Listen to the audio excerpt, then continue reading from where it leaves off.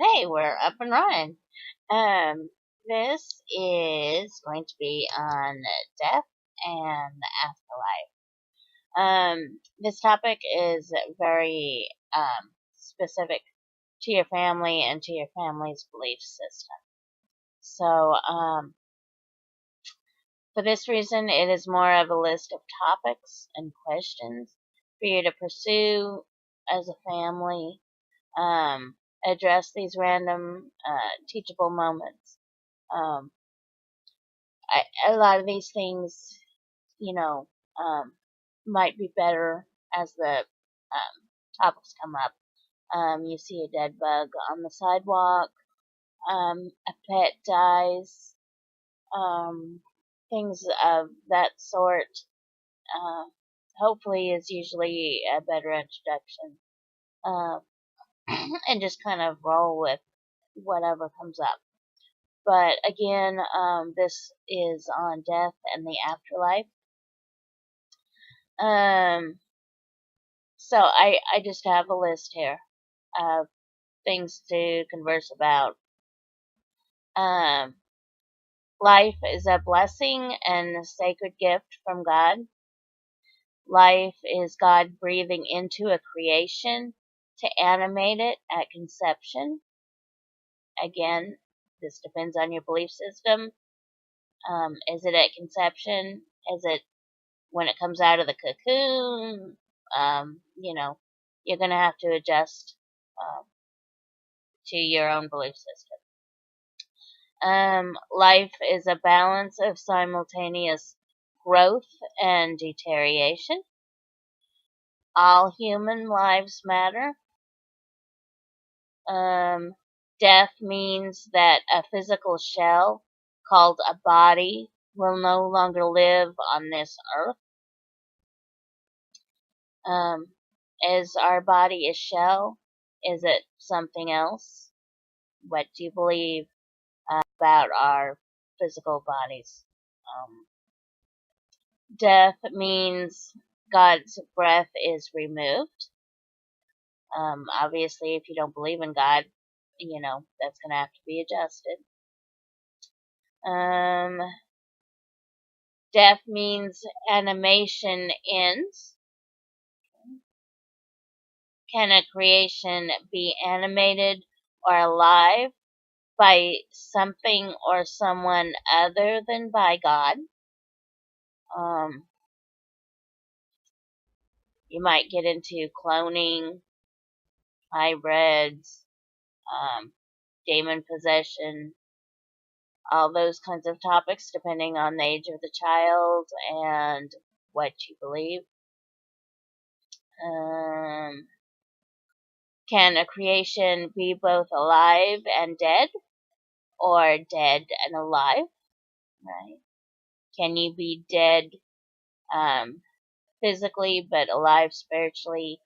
Can you be alive physically, dead spiritually? Okay, here's a memorial service honors the life of the deceased. A funeral service mourns the death and loss of the attendees. Do you agree? Disagree? How much trust is near death or out of body experiences? Do you have how much trust in those scenarios, those experiences? Dreams fall into a similar category. Revelations.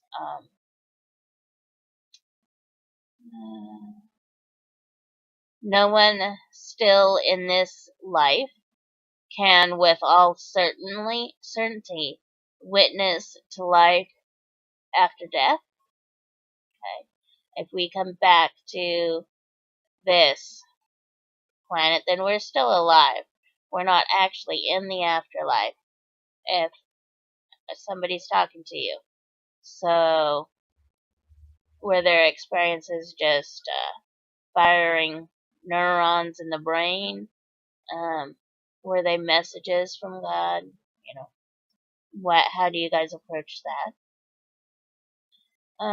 Speculation about the afterlife is usually based on religious beliefs or brain neurology.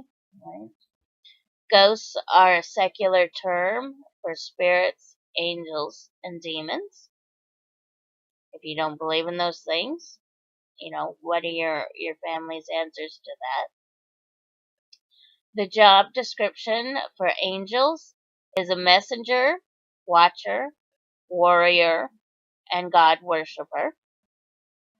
A demon is an angel who exercised their free will to rebel against God, fall from the other dimensions into our own space-time dimension. Okay. Um, Religiously speaking, um, when you talk about fallen angels, um, that's our understanding is they didn't fall like gravity goes from top to bottom. They fell through dimensions, other dimensions into ours. So, you don't agree? Then address those things from your perspective and your understanding. Um, when they fell, they taught us trade skills and hidden knowledge, and spiritually frame this temporal existence. Framing meaning they brought in a beginning and will bring in an ending. So it is this temporal existence is framed. Um, let's see, and those are pretty much the list of the things that I have. If there are other things, obviously this is just a starting point. Um, so depending on your family and topics as they come up, um, add to the list, right? Okay, thank you.